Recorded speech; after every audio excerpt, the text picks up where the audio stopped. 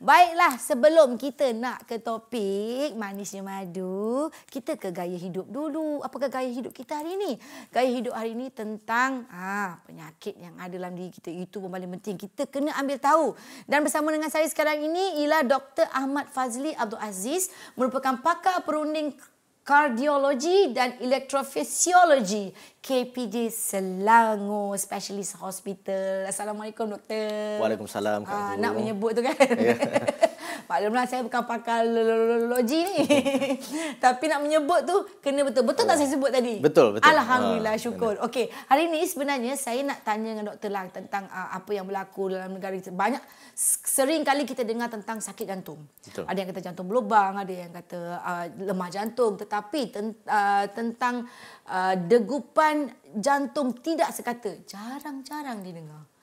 Jadi doktor boleh terangkan sikit tak tentang degupan jantung tidak sekata ni sebenarnya maknanya apa dan bagaimana punca perkara ini boleh berlaku? Ya. Macam mana kita nak tahu yang kita mengalami masalah degupan jantung tidak sekata? Okey, baik Kak Ku. Seperti yang Kak Ku sedia katakan tadi, yang selalu kita dengar ialah mengenai penyakit jantung koronari. Jadi penyakit dengan rentak jantung ni jarang didengar. Apabila kita berkata mengenai penyakit jantung tidak sekata ini, biasanya kita merujuk pada suatu keadaan yang dinamakan atrial fibrillation, ataupun fibrilasi atrium. Dan biasanya untuk ringkasan, lebih baik kita boleh sebutkan atrial fibrillation sebagai AF saja. AF ini berlaku apabila salah satu kamar di jantung iaitu atrium. Atrium ini berfungsi untuk menerima darah daripada paru-paru dan seluruh badan dan mengepamnya, tidak berdegup dengan sekata, iaitu fibrillation. Fibrillation ini maknanya bergetar saja.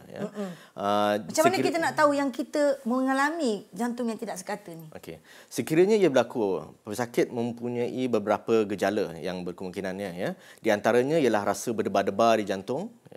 Di samping itu, pesakit juga mungkin akan mengalami rasa sesak nafas, kadang-kadang keletihan dan juga pening-pening. Namun ada juga antara pesakit yang mengalami AF ini yang tidak mempunyai apa-apa gejala. Maknanya dia tak ada rasa apa-apa pun. Tapi walaupun tak ada apa-apa gejala, namun masih lagi berisiko untuk mendapat komplikasi daripada masalah atrial fibrillation ini. Macam mana kita nak mendapat rawatan ataupun kita, sebelum kita tiba-tiba kita rasa macam jantung kita berdegup-degup. Jadi kita nak tahu sama ada kita mengalami degupan jantung tidak sekata ini atau tidak. Macam mana kita nak tahu, nak buat rawatan tu? Okey. Sekiranya kita mengalami perasaan rasa berdebar-debar tu, masalah dengan degupan jantung, yang pertama kali ialah untuk jumpa dengan doktor dulu sebab perlu dilihat sama ada bila rasa berdebar-debar ni salah satu kemungkinannya ialah atrial fibrillation. Tetapi terdapat juga masalah lain yang mempunyai gejala yang sama. Jadi untuk memastikan ia adalah atrial fibrillation, biasanya doktor akan melakukan beberapa ujian.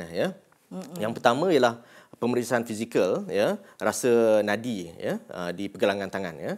Jadi apabila doktor merasa nadi di pergelangan tangan, sekiranya seorang itu mempunyai atrial fibrillation, dia akan menjadi tidak tetap. Kalau biasanya normalnya akan tetap. Dan untuk memastikan bahawa ialah atrial fibrillation, biasanya ujian ECG akan dilakukan.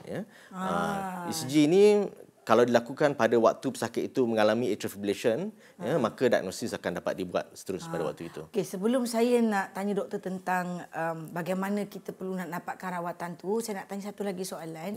Apakah risiko yang akan dialami sekiranya seseorang itu mengalami degupan jantung tidak sekata? Okey.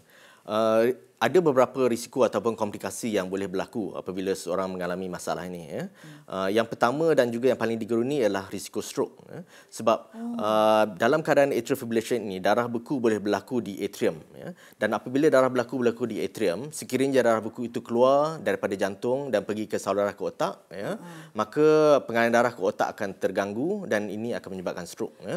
Kadang-kadang yang boleh menyebabkan orang yang mati dalam tidur tu pun berlaku oleh kerana degupan jantung tidak sekata? Ada kemungkinan, tetapi dalam kebanyakan kes yang mati mengejut semasa tidur ataupun semasa melakukan aktiviti biasanya disebabkan oleh masalah jantung yang lain. Tetapi macam doktor cakap tadi, darah naik ke otak kan, dan mungkin beku. Darah itu beku yang menyebabkan boleh jadi stroke. Betul. Ya. Jadi sekiranya seorang pesakit itu didapati mempunyai risiko yang tinggi untuk dapatkan stroke, maka rawatan perlu diberikan, ya, terutamanya menggunakan ubat-ubatan untuk mencairkan darah. Dan bilakah seseorang tu nak mendapatkan rawatan tu, doktor? Yang sepatutnya lah bila dia dapat tahu, dia dah dapat tahu punca-punca dan dapatkan rawatan, dan bila perlu dia mendapatkan rawatan daripada doktor. Okey. Sekiranya seorang itu mempunyai gejala seperti yang disebutkan tadi, ya, mengenai atrial fibrillation, maka perlu pergi dengan segera berjumpa doktor, ya. Sebab seperti yang saya katakan, kita perlu memastikan bahawa ialah atrial fibrillation, ya, ataupun mungkin juga masalah lain, ya. Dan sebab sekiranya ialah atrial fibrillation, rawatan awal perlu diberikan, ya, sebab kita nak kita nak kawal rentak jantung tu, ya, supaya kalau boleh kita nak balikkan dia pada normal semula, ya. Dan lagi awal kita rawat, ya, peluang untuk memulihkan rentak jantung kembali pada normal itu adalah lebih tinggi, ya. Itulah dia untuk pengetahuan anda semua, dan jangan cepat sangat bila dapat tahu macam tu nak ambil rawatan tradisional dan sebagainya, ambil ubat-ubat suplemen yang bukan-bukan. Jumpa dengan doktor paling penting untuk mengesahkan sama ada anda mempunyai masalah degupan jantung yang tidak sekata. Itu yang paling baik, doktor, ya. Betul. Dan juga sebenarnya hari ini kenapa kita bawa doktor untuk hadir ke Mingguan Wanita ni, sebab bercerita tentang degupan jantung tidak sekata ni, ada sesuatu di bulan September ini sempena menyambut Hari Jantung Sedunia. Jadi kita nak doktor berikan sedikit info tentang Hari Jantung Sedunia yang bakal tiba September ini. Okey. Hari Jantung Sedunia disambut setiap tahun dan biasanya pada akhir bulan September. Dan pada Hari Jantung Sedunia, apa yang dilakukan biasanya ialah kita mengadakan beberapa program kemasyarakatan dan program in terms of maklumat untuk pesakit supaya dapat supaya rakyat Malaysia dapat mengetahui lebih banyak mengenai penyakit jantung serta cara-cara pencegahannya. Terima kasih, doktor, dan insya-Allah panjang umur murah rezeki, kita jumpa lagi. Terima kasih di atas perkongsian ilmu sedikit tadi, sekurang-kurangnya dapat memberi manfaat kepada semua penonton-penonton Mingguan Wanita hari ini untuk menjaga gaya hidup kita sehari-harian. Kalau you suka, you all semua jangan lupa tahu, you all share, like and comment. Jangan lupa subscribe Mingguan Wanita dekat YouTube, dan apa topik-topik yang korang suka, korang jangan lupa, ya, untuk share dengan kita orang. Okey?